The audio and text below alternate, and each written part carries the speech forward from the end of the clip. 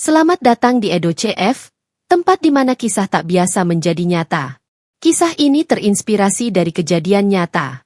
Nama dan tempat mungkin disamarkan, tapi luka, rasa, dan cinta yang terlibat sungguh nyata dan mungkin sedang kamu alami juga. Sebelum kita mulai, yuk tinggalkan jejak di kolom komentar dari mana kamu menonton. Jangan lupa like dan subscribe agar kamu tak ketinggalan kisah emosional lainnya. Namaku Andri. 30 tahun dan hidupku selama ini adalah tentang rutinitas dan keteraturan. Aku belum menikah dan sudah 2 tahun belakangan profesiku adalah seorang sopir pribadi. Bukan sopir biasa. Aku bekerja untuk Bu Ani. Bayangkan saja seorang wanita yang memancarkan aura cantik, elegan, dan tentu saja kaya raya. Di usianya yang menginjak 45 tahun, Bu Ani adalah seorang janda resmi status yang disandangnya sejak 3 tahun lalu. Aswarini rumahnya sangat besar. Sangat mewah, namun entah mengapa selalu terasa terlalu sepi untuk wanita seanggun dirinya. Bu Ani bukan tipikal majikan yang suka memerintah dengan nada tinggi. Ia sopan, pembawaannya tenang dan seringkali melempar candaan ringan yang tak terduga. Kadang entah sengaja atau tidak, senyum dan tatapan matanya sering membuatku salah tingkah. Jantungku berdebar lebih cepat dari biasanya. Setiap kali dia melontarkan kalimat manis atau menatapku dengan mata penuh makna. Oh, aku selalu berusaha keras untuk tetap profesional, menjaga jarak, dan mengingatkan diri bahwa aku hanyalah seorang sopir. Sebuah garis tak terlihat membentang di antara kami. Sebuah batas yang tak boleh kuati. Hari-hari berlalu dalam rutinitas itu, hingga suatu sore, setelah mengantar Bu Ani ke salon langganannya, sebuah kalimat meluncur begitu saja dari bibirnya dan mengubah segalanya. Andri, minggu depan kamu siap-siap ya?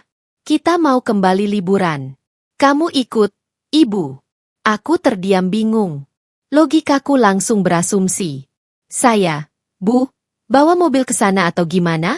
Pikiran pertama adalah tugas kerja. Dia tersenyum kecil. Senyum yang selalu punya kekuatan untuk membuatku terpaku. Enggak, kita naik pesawat aja. Kamu kan butuh liburan juga. Kita hanya berdua selama di sana. Detak jantungku langsung bergemuruh. Hanya berdua liburan bareng Bu Ani. Mimpi apa aku sampai wanita seanggun dan sesempurna dia mau mengajak liburan orang sepertiku? Aku tidak tahu bagaimana harus bereaksi antara senang canggung dan sedikit takut. Rasa senang karena kesempatan ini, canggung karena kedekatan yang tak terduga, dan takut karena garis tak terlihat yang selalu kujaga itu sepertinya akan mulai kabur. Ini adalah langkah pertama. Langkah kecil yang akan membawa kami ke sebuah perjalanan yang akan mengubah segalanya. Aku hanya bisa mengangguk mencoba menyembunyikan getaran di aku di sana takdir mulai ditulis ulang. Yang telah ditentukan pun tiba. Di Bali, kami menginap di sebuah villa mewah di Ubud.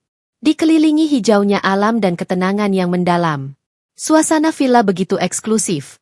Namun ada satu detail yang membuatku gugup. Hanya ada 2 kamar tidur.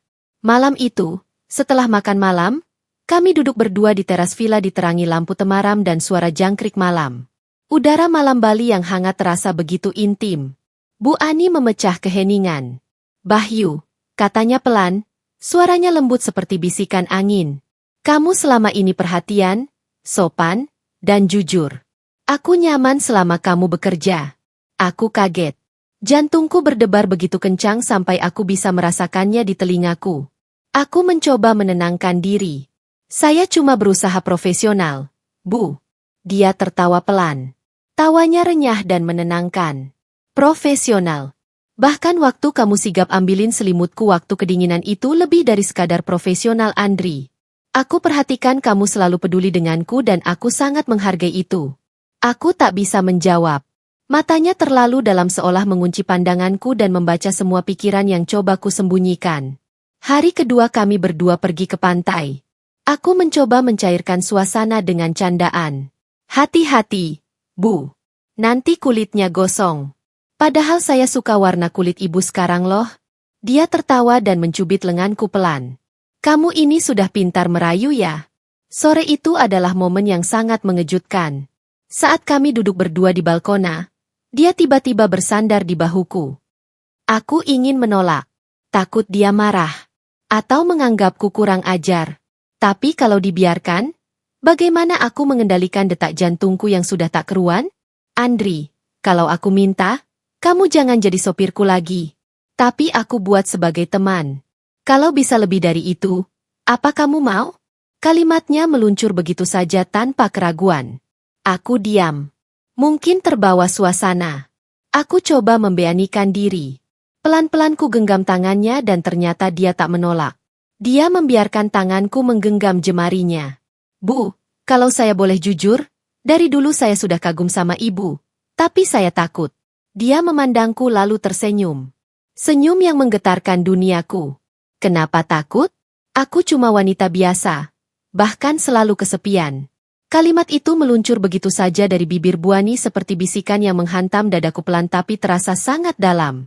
Di ruang tamu yang sepi malam itu hanya ada suara detak jam dan napas kami berdua. Aku menggenggam tangannya lebih erat.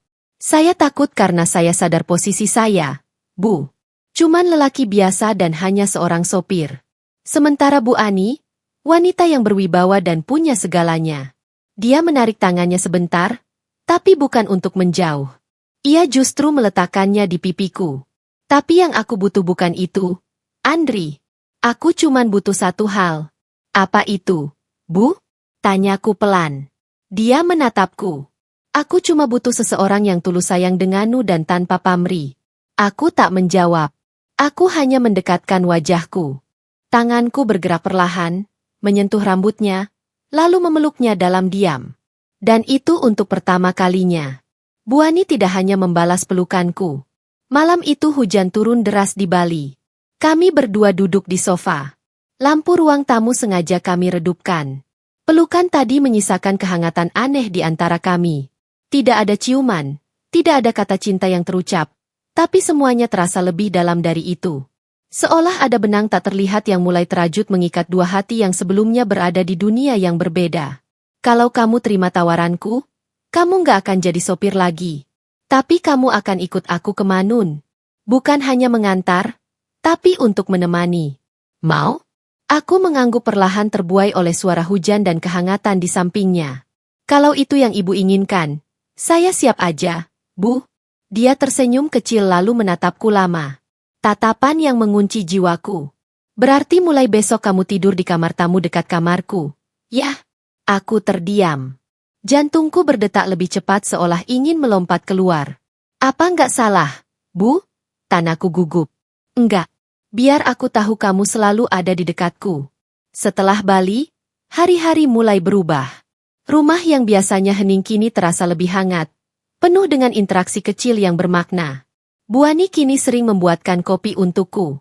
Kadang dengan senyuman yang manis, kadang dengan godaan kecil yang membuatku salah tingkah. Kamu suka aku gini, Andri? Tanyanya suatu pagi saat memakai pakaian rumahan. Suka Bu, tapi takut dosa, jawabku sambil tertawa kecil. Tenang, aku jandamu yang sah, kan? Hah? Yang benar, Bu. Aku tertawa tapi matanya sepertinya dia tidak sedang bercanda. Tatapannya begitu serius, seolah kalimat itu adalah sebuah harapan yang terpendam. Malam itu kami makan malam di taman belakang. Ani terlihat lebih cantik dari biasanya.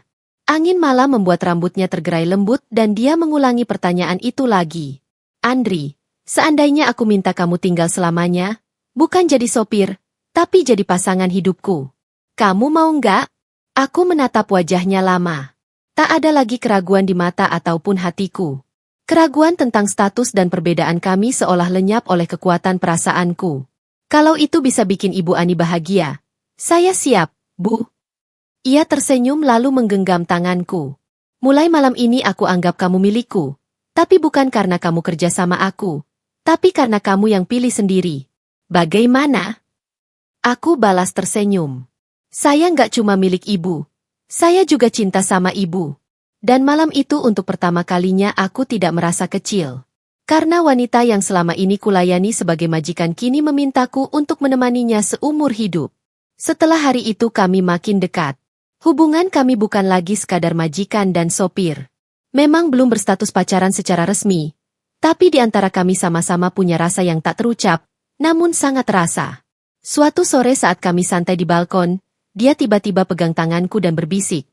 Andri, kamu tahu nggak? Kemarin adalah momen paling hangat yang pernah aku rasakan loh. Bukan karena suasananya, Tapi karena ada kamu di situ. Aku tersenyum memandangi jalanan yang mulai senja. Bu Ani, boleh saya bilang sesuatu? Dia menoleh. Apa? Kalau ibu izinkan, saya mau jadi yang ada di samping ibu setiap hari sebagai laki-laki yang ibu butuhkan. Dia menatapku lama lalu mengangguk pelan. Kalau begitu kita mulai pelan-pelan, ya. Setelah kembali dari Bali, suasana antara aku dan Bu Ani berubah drastis. Rumah yang biasanya hening kini terasa lebih hangat seperti ada sesuatu yang terus menggantung di udara. Semacam ketertarikan yang belum terucap, namun dapat dirasakan setiap kali mata kami bertemu. Suatu malam, hujan deras kembali turun.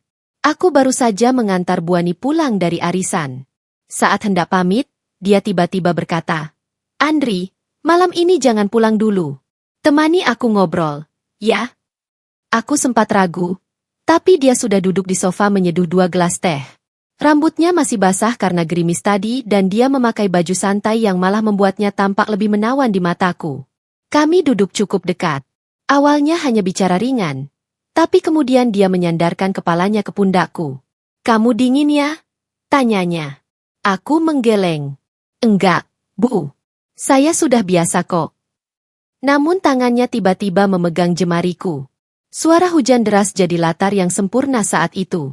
Kami diam, hanya saling menatap. Jarak wajah kami sangat dekat. Seketika Bu Ani menunduk sesaat. Andri, kadang aku takut perasaan ini terlalu cepat, bisiknya. Bu, kenapa malah sekarang ibu yang takut? Tanyaku mencoba mencari alasan. Entahlah, Andri. Dia membiarkan kepalanya rebah di dadaku. Dan kami hanya duduk seperti itu selama hampir 1 jam tanpa kata. Tapi bagi kami itu adalah momen yang penuh arti. Jauh lebih dalam dari sekadar percakapan. Keesokan paginya aku kembali dibuat gugup. Saat hendak mengantar dia ke butik, Bu Ani keluar dari kamar memakai blus putih. Tubuhnya diselimuti aroma wangi yang lembut. Di mobil dia duduk agak ke tengah lebih dekat denganku. Andri panggilnya lembut. Iya, Bu. Jo. Kalau nanti aku ajak kamu liburan lagi, tapi ke tempat yang lebih pribadi, kamu siap enggak? Aku menelan ludah. Siap, Bu. Tapi apa kita cuma berdua lagi? Dia tersenyum. Tatapannya menggoda. Apa kamu takut? Aku menggeleng pelan padahal jantungku deg-degan. Takutnya kalau nanti aku makin sayang sama ibu. Dia tertawa. Bisa aja deh kamu. Malah bagus dong. Seminggu kemudian benar saja dia mengajakku ke villa miliknya di puncak. Kali ini hanya 2 hari tapi suasananya jauh lebih pribadi. Malam pertama hujan lagi-lagi turun. Kami duduk di dekat perapian yang hangat. Saat itu Bu Ani hanya mengenakan pakaian santainya. Dia duduk menyilangkan kaki di sofa panjang lalu menepuk tempat kosong di sampingnya. Andri, duduk sini. Aku duduk, tapi jantungku mulai berdetak tak karuan. Kamu tahu kadang aku lupa rasanya disentuh dengan tulus. Dan saat itu juga jantungku seperti ingin meledak. Lalu aku harus bagaimana? Bu? Dia menatapku. Aku nggak minta kamu jadi laki-laki sempurna. Aku cuma ingin kamu jujur soal perasaanmu malam ini. Aku membalas tatapannya lalu menggenggam tangannya dengan kedua tanganku. Saya juga penginnya seperti itu, Bu. Jujur saja, ibu cantik, menawan, dan penuh wibawa. Ya, tapi sebagai seorang sopir kadang saya mikir, apakah saya pantas, Bu? Aku cuma ingin malam ini kita sama-sama jujur. Andri, lepaskanlah sejenak jarak dan status di antara kita. Ia menutup matanya dan tiba-tiba keheningan malah membuatku cemburu melihat kami. Tidak ada yang terburu-buru. Kami hanya diam. Tapi kadang keintiman tak butuh banyak kata. Cukup dengan keberanian untuk tetap ada. Pagi harinya Bu Ani sarapan sambil tersenyum terus. Aku melihatnya dari dapur. Ibu kenapa senyum terus? Tanyaku menggoda. Dia menjawab dengan mata berbinar. Karena semalam aku merasa lebih dihargai sebagai perempuan. Sudah lama aku tak merasakannya. Andri. Aku diam tersenyum. Apakah ibu bahagia? Tentu dong. Mulai sekarang jangan panggil aku ibu kalau kita sedang berdua. Ya. Lalu aku harus panggil apa? Dia menatapku tajam dan manja. Ani saja. Aku lebih suka kamu panggil begitu. Liburan kedua itu bukan hanya membawa kami lebih dekat, tapi telah mengubah segalanya. Kami kini dua orang yang sama-sama jatuh dalam rasa yang tulus, pelan tapi begitu dalam. Hubunganku dengan Bu Ani atau sekarang lebih sering kupanggil Ani semakin dekat sejak liburan ke puncak. Sampai saat ini kami belum resmi menyatakan pacaran. Tapi pelukan, bisikan, dan kehangatan di antara kami sudah bicara lebih banyak dari kata-kata. Seiring waktu, kebersamaan kami tak luput dari gangguan, terutama dari luar. Hari itu saat sedang mencuci mobil di garasi depan, seorang wanita muda datang. Namanya Tika, keponakan dari teman Bu, katanya. Wajahnya manis, gayanya ramah, dan agak genit. Mas Andri sering disuruh ngantar Bu Ani kemana aja. Tanyanya sambil menyisir rambut panjangnya dengan jari. Macam-macam, Mbak, kadang salon, kadang butik. Jawabku biasa. Kalau saya minta diantar juga boleh enggak? Katanya sambil tersenyum miring. Aku hanya tertawa sopan. Tapi dari kejauhan kulihat Ani berdiri di balkon lantai 2 memandangi kami dengan ekspresi yang sulit kutebak. Malamnya suasana berubah. Saat aku masuk ruang tamu untuk menyerahkan kunci mobil, Ani duduk di sofa. Wajahnya dingin. Tadi siang kamu akrab sekali ya sama Tika? Katanya tiba-tiba. Aku kaget. Loh, saya cuma jawab pertanyaan dia. Ani. Dia itu genit Andri. Dan kamu kelihatan menikmati suasana itu. Nada suaranya tajam.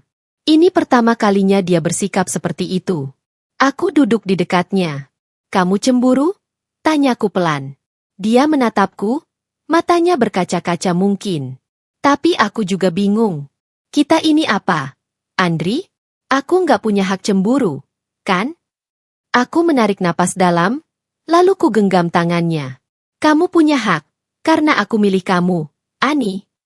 Dia terdiam lalu memelukku dengan tiba-tiba. Aku cuma nggak mau merasa kalah dari gadis-gadis muda Andri. Aku udah cukup banyak minder selama ini. Aku membalas pelukannya. Ani, yang aku lihat cuma kamu, bukan umurmu, tapi hatimu. Beberapa hari setelah itu, Ani mulai berubah. Dia mulai tampil lebih santai saat bersamaku, seolah tak lagi menjaga jarak. Suatu sore, dia datang ke garasi. Berdiri di belakangku saat aku sedang menyeka kaca mobil. Kamu masih ingat waktu kita di villa? Bisiknya dari belakang. Aku menoleh sedikit grogi. Ingat banget dia menggoda berjalan pelan ke arahku. Kamu jadi dingin setelah dari villa. Padahal aku suka saat kamu ada dekat denganku. Tangannya menyentuh bahuku pelan lalu menatapku. Aku ingin itu sekarang, Andri.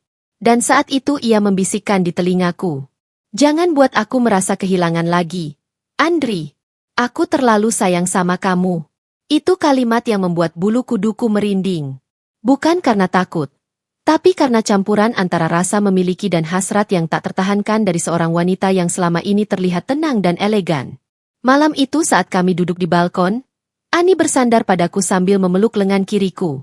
Andri, boleh aku jujur? Aku nggak pernah cemburu sebelumnya. Tapi sama kamu, entah mengapa aku jadi mudah rapuh. Aku menatapnya. Kenapa begitu? Karena kamu bukan cuma sopir. Kamu satu-satunya orang yang ingatkan aku dengan rasa ingin memiliki lagi. Aku mengangguk. Ani, kamu gak perlu cemburu.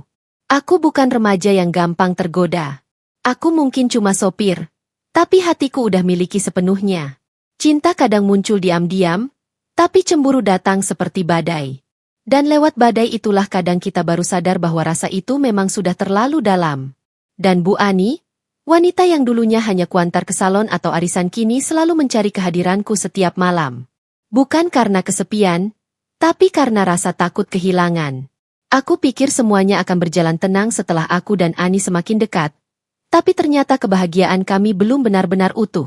Suatu pagi, rumah itu kedatangan tamu tak terduga. Seorang pria berjas hitam berdiri di gerbang dengan ekspresi datar. Aku baru saja memanaskan mesin mobil saat satpam rumah memanggilku. Mas Andri, ada tamu katanya penting. Mau ketemu Bu Ani. Aku menghampiri gerbang. Seorang pria seusia Ani berdiri tegak. Wajahnya tegas, rapi, dan entah kenapa matanya menatapku lama. Saya Rizky. Bilang ke Ani. Mantan suaminya datang. Aku menelan ludah. Jadi ini yang namanya Rizky. Mantan suaminya yang dulu katanya lebih sibuk dengan urusan bisnis daripada rumah tangga. Saat aku mengantar masuk, Ani keluar dari ruang kerja. Langkahnya langsung terhenti begitu melihat pria itu berdiri di ruang tamu. Rizky, apa kabar Ani? Ngapain kamu kesini? Wajah Ani dingin dan tegas, tapi aku bisa melihat matanya bergetar. Aku berdiri di dekat dapur, pura-pura sibuk, tapi telingaku tak bisa menolak percakapan mereka yang mulai meninggi. Aku mau minta maaf, Ran. Aku nyesal ninggalin kamu. Terlambat, Rizky. Kita udah selesai. Aku tahu, tapi aku dengar kamu dekat sama sopirmu sekarang. Ani bangkit berdiri. Jangan bawa Andri ke sini. Dia lebih menghargai aku daripada kamu selama bertahun-tahun. Rizky tertawa sinis. Kamu serius mau sama dia? Kamu pikir dia sayang kamu karena cinta? Apa kamu nggak sadar kamu itu perempuan mandiri dan punya segalanya? Kamu gampang disalahartikan banyak pria. Aku mengepalkan tangan tapi tetap diam. Lalu tiba-tiba Ani membalas dengan suara gemetar. Aku lebih percaya Andri yang miskin tapi tulus daripada kamu yang kaya tapi kosong. Lalu tak lama dari percakapan itu, Rizky berlalu keluar dari rumah itu. Malamnya Ani tidak banyak bicara. Ia duduk di ruang tamu, matanya menerawang. Aku mendekat dengan pelan. Kamu gak apa-apa? Tanyaku lembut. Andri, aku mulai takut. Takut kehilangan kamu. Kenapa? Karena dia muncul. Iya, aku takut dia merusak semuanya. Aku duduk di lantai memegang tangannya. Dulu aku hanya mengantar kamu kemana-mana. Sekarang aku cuma mau antar kamu ke kebahagiaan yang kamu cari. Ia menunduk. Lalu ia meraih tanganku seolah tak ingin kehilangan lagi. Jangan pernah tinggalkan aku, Andri. Aku lebih butuh kamu dari apa yang kamu kira. Beberapa hari kemudian Rizky datang lagi. Kali ini bukan untuk minta maaf, tapi untuk memberi peringatan. Andri, kamu yakin dia tetap pilih kamu? Kalau semua ini aku ambil kembali secara hukum, rumah ini bisa kembali jadi milikku tahu. Aku balas menatapnya tajam. Saya mungkin nggak sekaya bapak, tapi saya nggak pernah main kotor. Kamu pikir dia butuh cinta? Yang dia cari sebenarnya adalah rasa aman dan kamu nggak akan bisa berikan itu. Tapi saat Ani keluar dan mendengar semua itu, ia langsung berdiri di sampingku. Kalau kamu ambil semua hartaku, aku gak peduli. Tapi kamu gak bisa ambil satu hal. Apa? Tanya Rizky. Hatku. Karena itu udah aku kasih sepenuhnya ke Andri. Hari itu untuk pertama kalinya aku sadar hubungan kami diuji. Tapi bukan oleh ketidaksetiaan, melainkan oleh masa lalu yang belum selesai. Tapi satu hal pasti, Ani memilih tetap berdiri di sampingku. Meski itu harus melawan bayang-bayang kehidupan masa lalunya, kami mungkin belum tahu apa yang akan terjadi di depan. Namun, satu hal yang kupegang teguh. Di samping wanita ini, aku tak lagi merasa kecil dan di sampingku dia tak lagi merasa kesepian. Cinta kami, layaknya ombak yang terus bergelombang, menemukan jalannya sendiri, menembus setiap rintangan, dan semakin kuat setiap kali diuji.